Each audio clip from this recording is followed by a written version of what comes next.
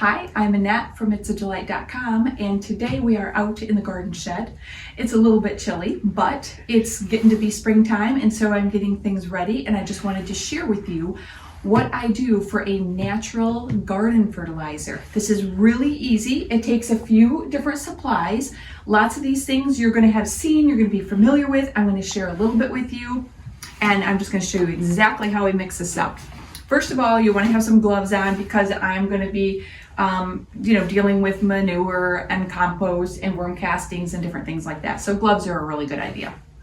Now, basically what I have in my big rubber bucket here is I just have my manure in here so far. And that's basically just a bought compost manure in a bag. And I have about 3/4 of a bag in here. And it's just your average bag that you just get from the big box store. That's all this is, okay? So this is like, there's no scent to this, nothing. This is, just good, rich kind of soil, you might say, but it's called manure.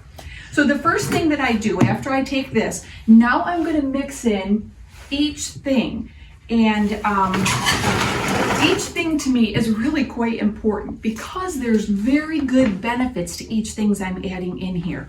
So the first thing I'm adding in is alfalfa. And you might not have ever heard of somebody adding alfalfa into their garden soil, but I actually will throw a whole bag of alfalfa on the garden and just spread it just like you would kind of like a fertilizer, or in your spreader you can toss it on by hand, and then that will get tilled up along with a whole bag of kelp, and they'll just sit overnight, a couple days, even up to a week before I plant. That is really good for your garden, okay? Now, I also want to say, you see me, that was like a pellet. That's all I could find this year. It's really a different year for finding things. So if you can find the alfalfa meal, that's what I prefer. I love that. But the pellets, they just disintegrate in water very quickly, easily. So when we add this to our pots in our planters, which is what I'm going to do, it's just going to mix all in with that soil and make a wonderful fertilizer. And that's exactly what's going to happen in the garden too. So next, this is basically about a 2-cup measure. So next I'm going to put in here my kelp, and you see down here by me that I bought those in 50-pound bags, and the best place to look for those is at your, if you have a local feed mill, I would go there and see if you can find it. Azure Standard is a great place to find kelp from, and my kelp is like a meal also. And so we're going to throw that in there, okay? Now I'm going to do my small bags. And first I have bone meal, and bone meal is very important in my opinion because bone meal is what helps fruiting. It's the P in your NPK numbers, so that's our phosphorus number. Phosphorus, when that's in our fertilizer, that is great for fruiting, for flowers, that can also even help some root shock. And we're just going to mix that all in there. And I feel like when I'm using healthy, good things like this to my soil, you'll hear controversy of people saying it can't really make your fruits or your vegetables taste better, or it can't do this, it can't do that. Well, it only makes sense to me that if I'm nourishing my soil and I'm putting good things in it, I'm going to get back a better tasting and brighter, healthier crop that's going to actually have better color and better flavor. No different from when I take vitamins, I'm nourishing my body. So it's the same thing with nourishing your soil. I believe it's doing some good. My next thing is worm castings. And it's even said, and I don't know exactly if this is true, but they say that in worm castings, there are even worm eggs in there. And worm eggs would be great because we want those red wigglers in our soil. They aerate our soil. They just help our plants to be able to take up more nitrogen.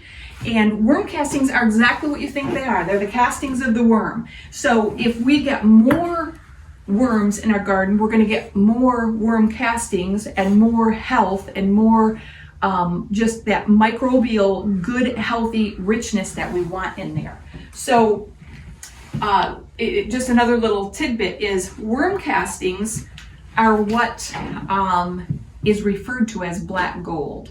So when it sits so long that your soil or whatever it is that you're composting becomes so rich with worm castings and so, just loamy, that they call that black gold. And I have seen some that people have had, and it is amazing. So if you have good compost, or live on a farm and can get that kind of stuff, I would be having heaps and producing my own, without a doubt. So next I'm going to add in here Epsom salt. And Epsom salt, I am a believer in Epsom salt just because of the results I get from Epsom salt. Epsom salt is good for root shock, and it also is, it's good for your tomatoes, your peppers, your roses. So this will go in my pots, okay, and planters, barrels, anything I plant in, along with dirt, okay?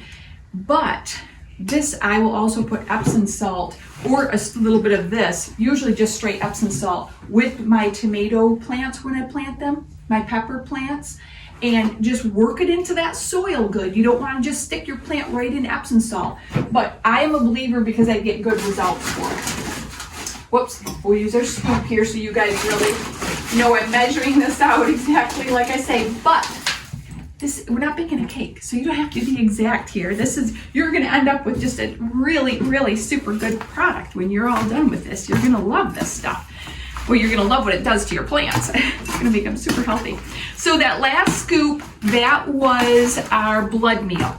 And that one, some people might be like, oh, blood meal. Yeah, that's what it is. It's animal product. You don't have to add that. I personally, again, just think that blood meal has some really good benefits. It's going to be the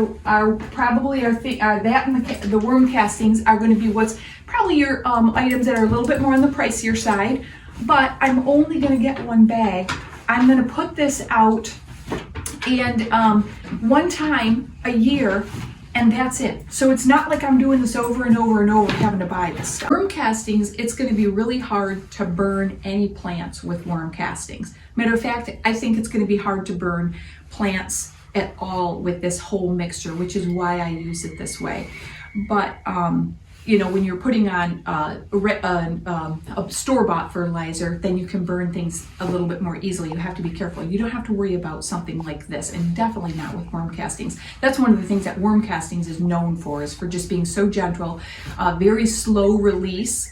And another thing about worm castings is worm castings and kelp and alfalfa, those are the three, the three perfect blend, that if you use those three, those are the perfect numbers for your NPK numbers, and to just have your soil be amended and like completely balanced right. So those are three really key things to kind of remember. It's one thing I want to tell you about is blood meal. Another reason why I use blood meal is because blood meal is also very good for fruiting, and it's things that are good for fruiting or for flowers are also, in my opinion, going to be things that are going to be good adding the flavor in your vegetables. Now, people, again, you hear so much stuff out there about different fertilizers, different, ingredients. And, be really careful with Epsom salt. I've read so many different things, and I just am not afraid of these natural ingredients, and I'll just tell you another reason why. So I don't have my soil tested every single year. I am taking out of that soil, I am taking out of that garden dirt every single year. It is producing tons of vegetables and flowers and giving me a great harvest. So I have got to be adding back into that. And the little bit that I'm adding back in, besides the grass and other things, I feel like I don't have to worry about getting too much of this, especially when you're choosing this mix. That's another great thing, because it really is a great blend. I'm not just dumping one thing out there on the garden. So if you're using a blend, even if you don't have all, 6 or 7 of these items, pick the ones that you can do. And I think you're just going to see great results with this. So with that, I want to tell you also, so now my mix is done. It's got everything in it. It's stirred all up really good. You can even mix it with your hands.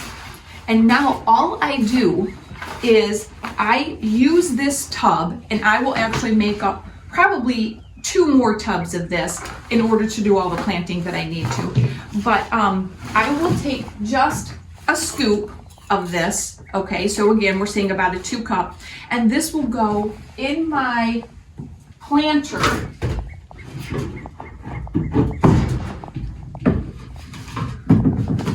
So if I have a pot about like this, I would dump some dirt in here and about that much. Now just kind of mix it up, and then I would plant my flowers in here. So every planter is going to get some of this, and your flowers will just be amazing. And then, like I say, I will also be putting a scoop of this on every rose bush, anything that's not doing well, or anything, you know, some herbs, any place I feel needs a little bit of boost. It's going to get some of this great nourishing fertilizer that is just nothing but pure, organic, real ingredients. So I hope you enjoyed today's video. If you would like to know how you can make a really cute Mother's Day gift using some of this natural fertilizer, then see the link below, and I'll link that for you. I think you'll have fun watching that one. And that's it for today, and I'll see you in the next video.